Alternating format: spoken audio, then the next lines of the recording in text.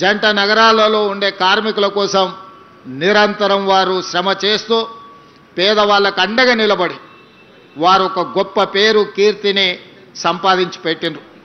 అదేవిధంగా 1994 నుంచి 99 వరకు సిఎల్పి నాయకులుగా వారు చేసిన పోరాటం ఎప్పటికీ జంట నగర వాసులు మర్చిపోరు.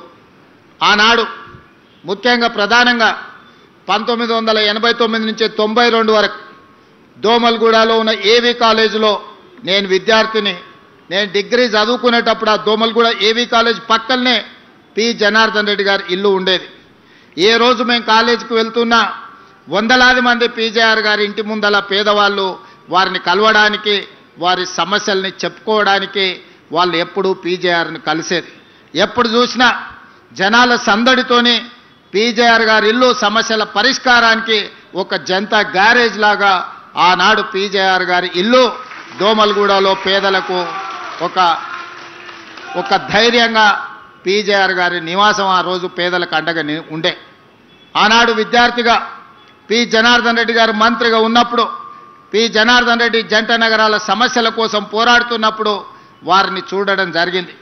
ఇదే కాదు, వారు ప్రతిపక్షంలో ఉన్నప్పుడు హైదరాబాదు నగర దాహార్తిని తీర్చడానికి హైదరాబాదు నగరంలో తీవ్రమైన నీటి ఎద్దడి సమస్య ఉండేది.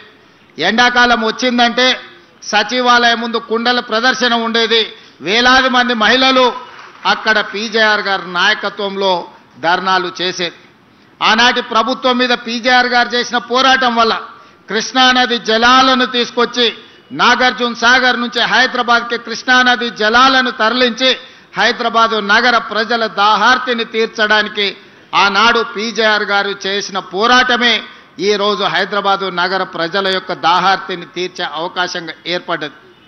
ఆనాడు వారి పోరాటమే భవిష్యత్తులో గోదావరి జలాలు, మంజిరా జలాలు, సింగూరు జలాలు, కృష్ణానది జలాలను తీసుకొచ్చి దాదాపుగా 1,20,00,000 మంది జనాభా ఉన్న ఈ నగరానికి ఈరోజు తాగునీటి సమస్యను తీర్చడం జరిగింది.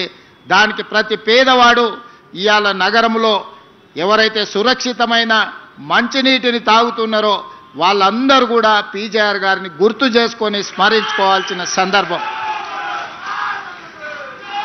అదేవిధంగా ఖైరతాబాద్